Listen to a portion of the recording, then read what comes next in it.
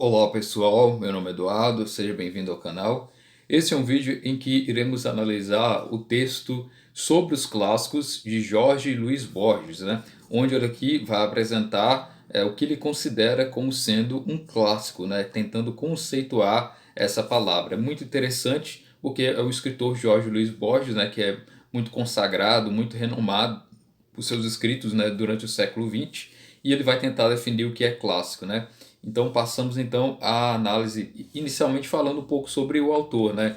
O nome dele é Jorge Luiz Borges, nasceu em 1899, faleceu em 1986. Ele é formado em Direito pela Universidade de Buenos Aires, depois se formou pela Universidade de Cambridge e foi diretor de várias bibliotecas, né? Da Biblioteca Nacional de Buenos Aires, na Argentina, né? Ou seja, a origem dele é da Argentina, embora ele tenha ascendentes, né? Da Inglaterra, ele tem ascendente aí de vários países, de Portugal, da Espanha, então além do povo judeu também, etc, né? Então Jorge Luiz Borges, ele é uma pessoa que teve esse contato aí com vários tipos de nacionalidades em sua família, né? Ele se tornou poeta, escritor, portanto bibliotecário também, professor também universitário durante quase 20 anos na Universidade de Buenos Aires, e foi candidato ao prêmio Nobel, né, de literatura durante vários anos, né, por quase 30 anos. Criou-se a expectativa de que ele fosse receber prêmio Nobel, mas acabou que não recebeu, né. Em 1955 ele ficou cego, né, então imagina o desastre para alguém que trabalha com leitura, né, que escreve, etc., ficar cego, né. Na verdade ele começou a cegueira dele desde a infância, né, só que isso foi ao longo da vida dele se agravando mais, até que em 1955 ele ficou cego, né? E ele era um escritor que se considerava como conservador, né? E por isso ele foi muito criticado, especialmente pela esquerda, na época em que ele escreveu as suas obras, porque ele pregava justamente que o argentino, né, já que ele era argentino, ele não deveria se ater apenas à questão da nacionalidade, e sim devia ser alguém que estivesse mais relacionado também com a Europa, né? E está entregue a essa questão da origem europeia da Argentina, etc, né? Então por isso ele falava que deveria se também dar valor às suas origens europeias, ao mesmo tempo em que se daria valor também à sua própria nacionalidade, né? E isso é muito mais também por a questão da própria origem dele, né? De ser aí de várias famílias, de vários países diferentes também, né? E Jorge Luiz Borges é muito conhecido por sua obra clara, sua obra bem específica no que ele quer determinar. Os ensaios dele costumam ser bem curtos e bem diretos, né? Especialmente depois que ele ficou cego, a tendência é que ele escreva bem pouco, né? Porque outras pessoas que tinham que trabalhar para ele, para escrever e tal. Então, ele tem todo esse trabalho aí de escrita ao longo da vida dele toda, todo esse trabalho dedicado à leitura, dedicado à escrita, né? Alguns consideram o Jorge Luiz Borges como sendo o maior leitor do século XX, alguém que realmente apreciava, e ele se sentia triste, né, morando em sua casa com vários livros, né, com paredes mais paredes de livros, mas sem poder ler esses livros, né? Então ele dizia que estava tão longe e ao mesmo tempo tão perto dos livros, né? Então bem interessante. E aqui tem um texto que eu separei para vocês, antes de analisarmos o conceito de clássico de Jorge Luiz Borges. Ele deu entrevista, né, num documentário chamado Borges para Milhões, em 1978. E ele dá uma dica de como é que você tem que tratar a leitura. Então ele trata de dicas de leitura, especialmente de leitura de clássicos, de obras renomadas. E esse texto vale muito a pena de analisarmos antes de verificarmos o conceito propriamente de clássicos dados por Borges, né? Então aqui ele começa dizendo o seguinte: creio que a frase leitura obrigatória é uma contradição. A leitura não deve ser obrigatória. Devemos falar de prazer obrigatório? Por quê? O prazer não é obrigatório, o prazer é algo procurado. Felicidade obrigatória? Também buscamos a felicidade. Fui professor de literatura inglesa durante 20 anos na Faculdade de Filosofia e Letras da Universidade de Buenos Aires e sempre aconselhei meus alunos: se um livro o aborrece, deixe-o. Não leia porque é famoso, não leia um livro porque é moderno, não leia um livro porque é antigo. Se um livro é tedioso para você, deixe-o. mesmo que esse livro seja Paraíso Perdido, que não é tedioso para mim, ou Dom Quixote, que também não é tedioso para mim. Mas se um livro é tedioso para você, não leia. Esse livro não foi escrito para você. A leitura deve ser uma das formas de felicidade. Então, bem interessante, né? Os conselhos que ele dá, se o livro não te agrada, ele é tedioso, você não consegue seguir adiante na leitura, não leia esse livro, porque esse livro não foi feito para você. Ainda que aquele livro seja um clássico, que seja uma obra renomada, como ele diz aqui, O Paraíso Perdido, né, ou o Dom Quixote, você não deve ler se você não está tendo aí o prazer da leitura, né? Ou seja, e não deve ler pelas características próprias do livro, e sim pelo gosto, né? Então não lê o livro porque ele é moderno, não lê o livro porque ele é antigo, não lê o livro por essas características, e sim pelo prazer que você estiver tendo durante essa leitura, né? E por isso ele dá esse conselho, né? Se um livro é tedioso para você, não leia. Esse livro não foi escrito para você. A leitura deve ser uma das formas de felicidade. Bem interessante isso, né? E ele continua nesse mesmo texto: eu aconselho a esses possíveis leitores do meu testamento, que não pretendo escrever, aconselho-os a ler muito, a não se assustar com a reputação dos autores, a ler em busca de felicidade pessoal, um prazer pessoal. É o único modo de ler. Senão, caímos na tristeza das bibliografias, das citações de fulano, e logo um parênteses, duas datas separadas por um hífen, e logo uma lista de livros críticos que eles escreveram sobre esse autor. Tudo isso é lamentável. Então o que ele está lamentando, a ideia de se ler obras de crítica, né? Algo bem parecido com o que o Mortimer Adler dizia também, né? Dê preferência à fonte original, dê preferência ao próprio texto e não aos comentaristas, aos críticos, né? Então, ao invés de ler, por exemplo, os comentários a Dom Quixote, ou de ler as obras críticas de Dom Quixote, leia o próprio Dom Quixote primeiro, né? Leia a fonte, né? E não leia pela reputação, ou seja, só porque aquele autor ele é conhecido ou porque ele foi renomado, etc. Leia pelo prazer. Essa é uma grande dica que ele dá aqui. Então por isso que ele fala, né, que é uma tristeza quando tem esse negócio de bibliografia, né, dada nas universidades, por exemplo, costuma ser assim, né? As pessoas dão a bibliografia dos críticos literários sobre determinado assunto, ao invés de partir do princípio de ler a obra na fonte, né? Então ele coloca: não se assustar com a reputação dos autores. Então, primeiro, lê pelo gosto do seu prazer. Se você não está tendo prazer, não está tendo gosto da leitura, não leia aquele livro. Se você for ler o livro, não se assustar ou não observar a reputação dos autores, né? Ou seja, não ler também as críticas, a bibliografia de citações de fulano, etc, né? Ele diz ainda, né? Eu nunca dei aos meus alunos uma bibliografia. Eu disse a eles para não lerem nada que foi escrito sobre fulano de tal. Shakespeare não leu uma linha escrita sobre ele e escreveu a obra de Shakespeare. Vocês não se preocupem com o que foi dito sobre Shakespeare, né? Se Shakespeare lhe interessa, tudo bem. Se você acha tedioso, deixe-o. Shakespeare ainda não escreveu para você. Chegará o dia em que Shakespeare será digno de você e você será digno de Shakespeare. Mas enquanto isso, não há necessidade de apressar as coisas. Então, dica valiosa, né?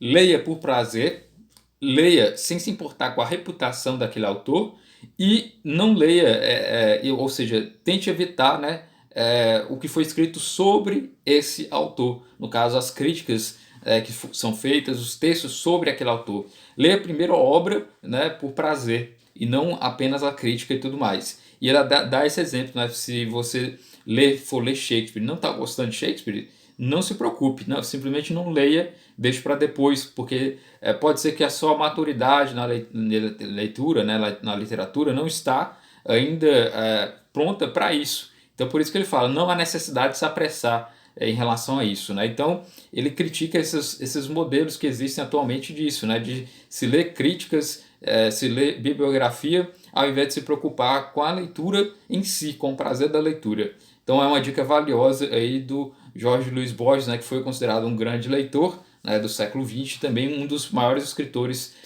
do século XX, não só da Argentina, né, mas do mundo todo. Então temos aqui também outra dica que ele dá em relação a escritos, né? Como um escritor, ele também escreveu textos falando e dando dicas, né, para quem for escrever uma obra, e aqui ele fala sobre uma dica importantíssima sobre a questão do que deve ser um escritor. Né? Duas perguntas essenciais. A primeira eu respondi, né, quais são as dicas, o que um leitor deve ler ou como ler, né? E aqui ele dá uma dica sobre o escritor, como o escritor deve escrever. Ele diz: acho que o dever de um escritor é ser um escritor. E se ele pode ser um bom escritor, ele está cumprindo o seu dever. Além disso, acho que minhas próprias opiniões são superficiais. Por exemplo, sou conservador.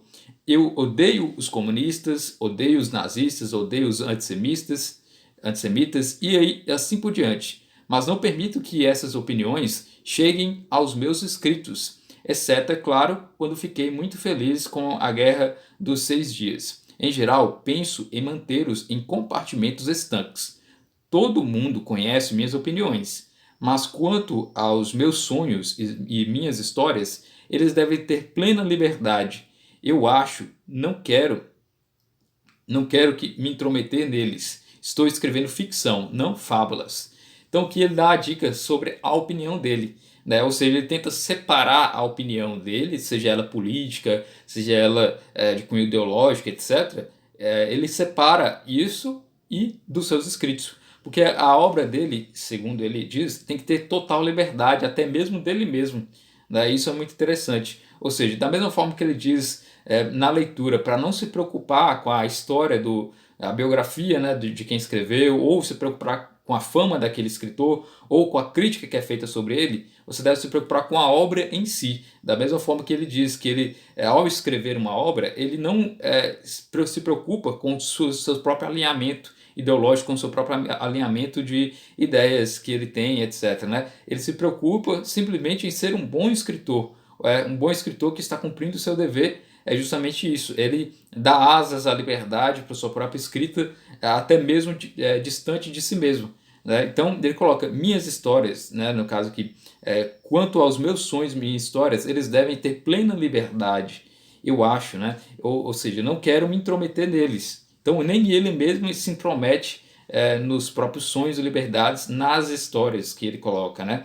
Ele coloca então uma liberdade, uma diferença entre o que ele pensa e o que ele tem como ideias ideológicas e o que ele escreve propriamente. Há essa diferenciação, da mesma forma que ele faz isso em relação à leitura. Você tem que se preocupar com o prazer da leitura, da mesma forma com que o escritor se preocupa com o dever de ser um bom escritor, e da mesma forma que você não deve preocupar com a biografia daquele autor, e sim com o conteúdo e com o prazer daquela obra. Da mesma forma na escrita, né? Não se preocupar com seus próprios alinhamentos, e sim com aquilo que você vai escrever com a liberdade plena. Né? Isso são características realmente de obras clássicas. Né? Os grandes autores clássicos, você pode perceber como ele dá o exemplo aí, né? O Shakespeare, ele não escreveu nada sobre si mesmo, ele não escreveu autobiografia, mas mesmo assim a obra dele em si é uma obra renomada e é lida, etc. Né? Então muitos autores clássicos nós sabemos bem pouco, né, sobre a biografia dele. Então ele faz essa distinção que é bem interessante aí, de serem analisadas antes de verificarmos o conceito de clássico de Jorge Luiz Borges. Né? Alguém realmente brilhante, bem esclarecedor. Né? Então temos aqui o texto propriamente, né, sobre os clássicos escritos por Jorge Luiz Borges. Né? Então vamos ler aqui e comentando conforme verificamos os parágrafos. Né? Sobre os clássicos. Escassas disciplinas devem ter mais interesse que a etimologia. Isso se deve a imprevisíveis transformações do sentido primitivo das palavras, ao longo do tempo. Dadas tais transformações, que podem beirar o paradoxal, de nada ou de muito pouco serve a origem das palavras para a elucidação de um conceito. Saber que em latim cálculo significa pedrinha e que os pitagóricos usavam dessas pedrinhas antes da invenção dos números não nos permite dominar os arcanos de álgebra. Saber que Hipócrita era ator e que Persona, máscara, não é um instrumento válido para o estudo da ética. De modo semelhante, para fixar o que hoje entendemos por clássico, é inútil saber que esse adjetivo advém do latim classes, frota, que depois tomaria o sentido de ordem. Lembremos de passagem a formação análoga de ship e shape. Ou seja, ele está dizendo aqui que pouco importa a questão da etimologia, ou seja, a origem da palavra, etimologicamente, o significado anterior que ela teve, né? No caso aqui, a palavra classe, né, que vem de classe, que significava frota, mas que teve o seu desenvolvimento para se tornar aí a palavra clássica, o seu uso etimológico, para ele pouco importa para se avaliar realmente o que é clássico, né? Como ele dá o exemplo aqui, né? De nada adianta saber que cálculo vem das pedras que eram utilizadas para fazer conta, né? No caso, não irá ensinar matemática. Da mesma forma, saber a origem da palavra clássico não vai determinar o que é clássico atualmente, né? Então aqui ele já inicia falando sobre isso, sobre a etimologia da palavra. Agora, o que é agora um livro clássico? Tem ao alcance da mão as definições de Eliot, de Arnold e de Saint-Beuve, sem dúvida razoáveis e luminosas, e muito me agradaria concordar com esses ilustres autores, mas não os consultarei. Acabo de completar 60 e tantos anos em minha idade. Em minha idade, as coincidências ou novidades importam menos que aquilo que julgamos verdadeiro. Limitar-me-ei, então, a expor o que pensei sobre esse ponto. Esse texto, né, do Jorge Luiz Borges foi escrito em 1966, 1965 mais ou menos, publicado em 66, né, como um ensaio num periódico chamado Sur, né, e aqui ele começa a definir o que é um clássico, né. Ele diz que tem alcance nas mãos o texto de Eliot, né, no caso aqui o que é um clássico, que nós já analisamos aqui também, o texto de Arnold Bennett também já analisamos aqui, e o texto de Saint-Beuve. Tem a lista de vídeos que nós fizemos analisando cada um desses renomados aí que trataram sobre o conceito de clássico, né? E ele diz que são razoáveis e luminosos, cada um tem sua opinião e ele gostaria de ler e se aprofundar nisso. Porém, ele já se sentia muito velho, ele já estava cego nessa época, então, portanto, ele não queria pesquisar a bibliografia anterior sobre o tema, né, para depois formar a sua própria. Então, se caso ele for ter alguma coincidência com esses textos, foi realmente algo involuntário. Ou seja, o fato de ter um conceito de clássico parecido com os que já foram escritos, né, de Eliot, de Arnold e de Saint-Beuve, isso é uma coincidência para ele que estava velho, cego, ele não se importava mais com uma coincidência de conceitos, né? Então ele diz que não vai copiar nenhum tipo de conceito já elaborado anteriormente, e sim formular por si mesmo o seu próprio conceito. Se isso for um conceito que já foi utilizado anteriormente, ele não vai se preocupar com isso, né? Então aqui é bem interessante que ele vai dar o conceito legítimo próprio dele, né? Autenticamente, sem usar como fonte ou outras referências, né? E ele ainda continua. Meu primeiro estímulo foi Uma História da Literatura Chinesa, de 1901, de Herbert Allen Gillis. Em seu segundo capítulo, li que um dos 5 textos canônicos editados por Confúcio e o Livro das Mutações, ou I Ching, feito de 64 hexagramas que esgotam as possíveis combinações de 6 linhas truncadas ou inteiras, um dos esquemas, por exemplo, consta de 2 linhas inteiras, uma truncada e 3 inteiras dispostas verticalmente. O imperador pré-histórico os descobriu na carapaça de uma das tartarugas sagradas. Leibniz acreditou ver nos hexagramas um sistema binário de numeração, outros uma filosofia enigmática, outros, como Wilhelm, um instrumento para a adivinhação do futuro, já que as 64 figuras correspondem às 64 fases de qualquer empreendimento ou processo, outros um vocabulário de certa tribo, outros um calendário. Lembro-me de que Chu Solá costumava reconstruir esse texto com palitos ou fósforos. Para os estrangeiros, o livro das mutações corre o risco de parecer uma simples Chinoiserie, mas ele foi devotamente lido e relido por gerações milenares de homens cultíssimos, que continuarão a lê-lo. Confúcio declarou a seus discípulos que, se o destino lhe concedesse mais 100 anos de vida, ele consagraria a metade ao estudo do livro e seus comentários ou asas. Então aqui ele dá um exemplo do que seria uma obra clássica, ou seria um conceito, dentro aí da ideia do I Ching, né, o livro das mutações, que ele diz, né, que nesse livro, História da Literatura Chinesa, de Herbert Allen Gillis, no capítulo né, 2, ele diz que coloca como sendo um dos 5 textos canônicos editados por Confúcio, e o livro das Meditações, o I Ching no caso, né? Então, interessante isso, né? Ele diz que começa dizendo que é uma obra que não é propriamente ocidental, mas que foi lida e relida, e mesmo tendo características próprias, não sendo um texto bem formulado propriamente, né, como ele diz aqui, era algo que envolvia matemática, como Leibniz diz, com 64 figuras correspondentes, etc. Isso poderia ser visto aí como sendo um clássico dentro dessa classificação da história da literatura chinesa, uma obra renomada, lida e relida, embora não seja com o estilo próprio que nós conhecemos hoje. Ele coloca, deliberadamente escolhi um exemplo extremo, uma leitura que demanda um ato de fé.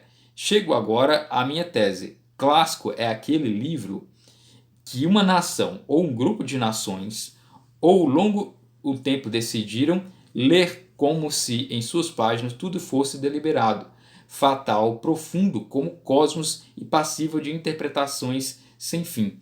Então aqui ele coloca que um clássico é aquele livro que uma nação, né, lê e que isso vai sendo lido, né, com o passar do tempo e vai sendo sempre trazendo ali uma profundidade, trazendo algo que vai deliberar, algo que vai trazer algo fatal, profundo sobre aquela sociedade.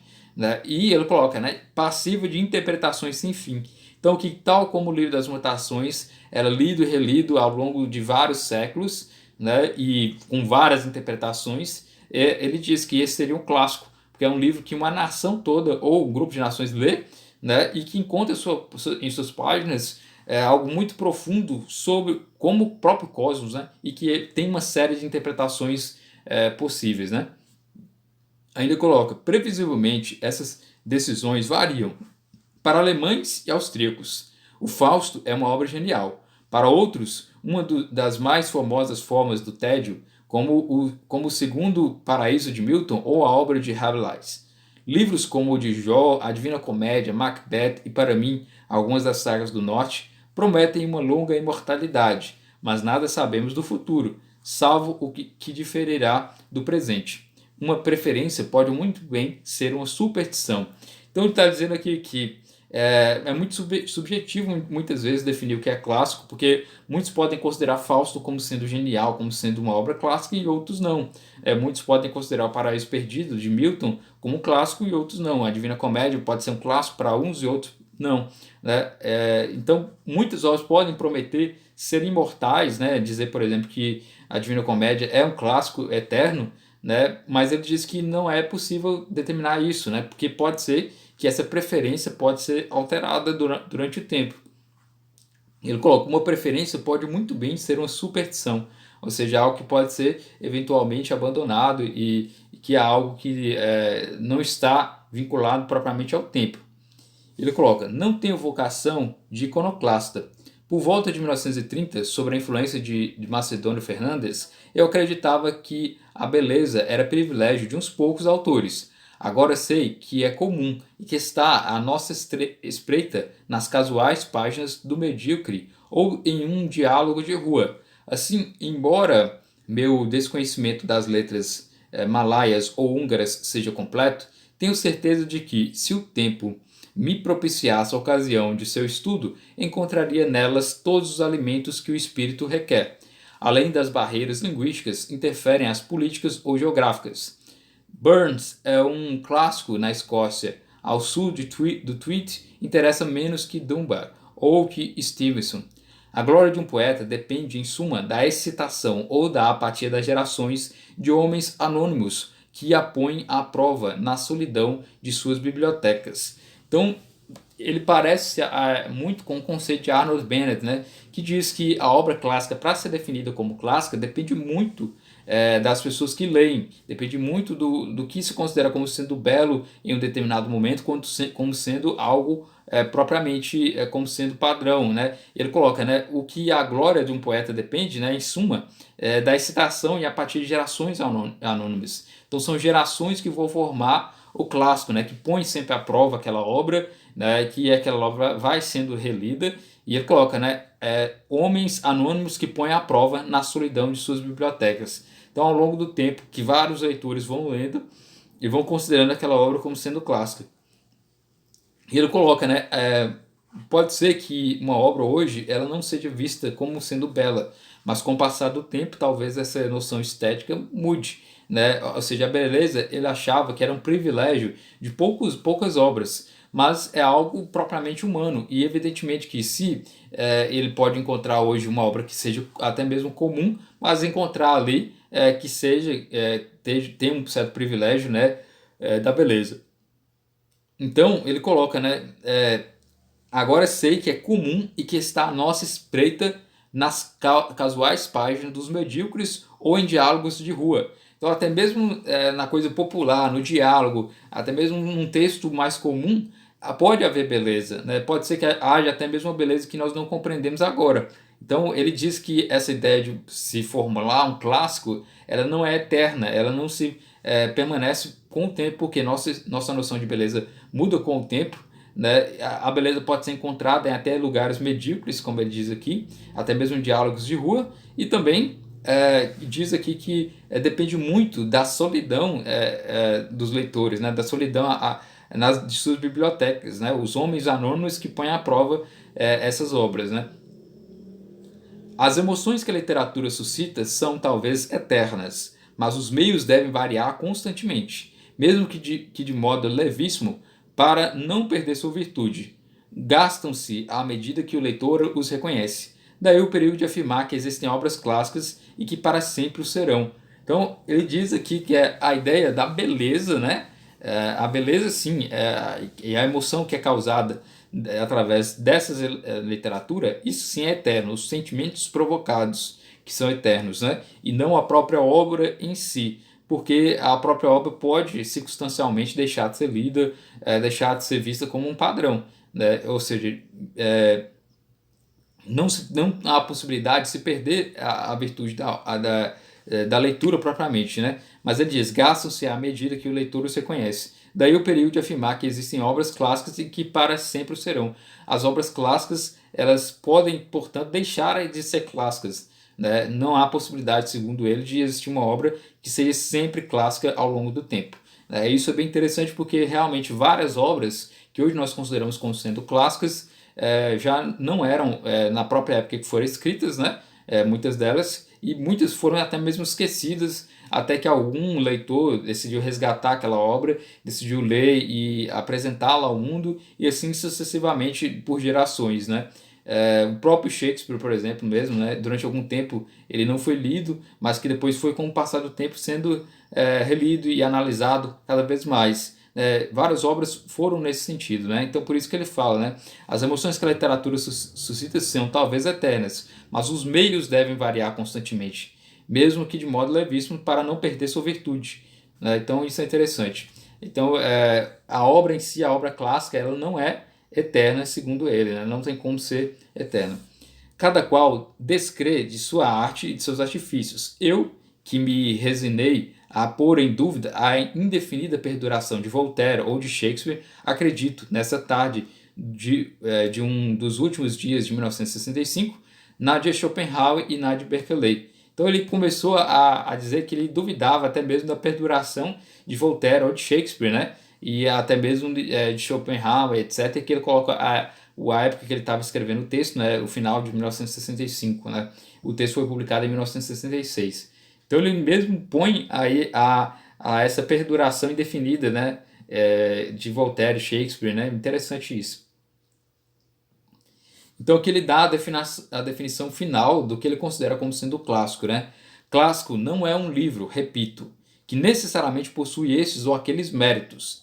É um livro que as gerações de homens, urgidas por razões diversas, leem com prévio fervor e com uma misteriosa lealdade. Então o conceito de clássico de Jorge Luiz Borges é bem semelhante com o conceito de Arnold Bennett, né?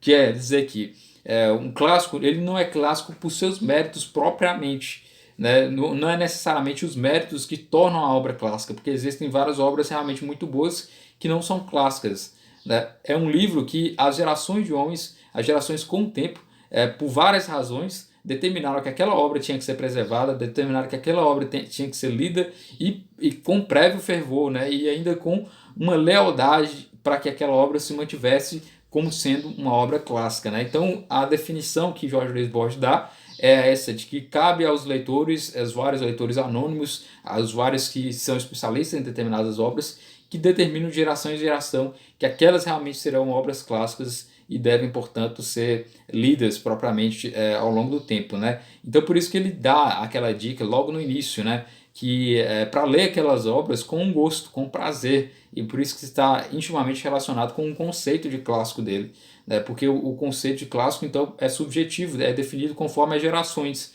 conforme o gosto, conforme a beleza, o gosto e a estética, segundo ele, varia conforme o tempo. Então, esse é o conceito de clássico de Jorge Luiz Borges. Espero que você tenha gostado desse vídeo, né? Se inscreva no canal se você ainda não está inscrito. Deixe nos comentários se você concorda ou não com Jorge Luiz Borges nesses aspectos que eu abordei, né? Deixe os comentários ou dá a sua definição de clássico também. Enfim, muito obrigado pela atenção. Até o próximo vídeo.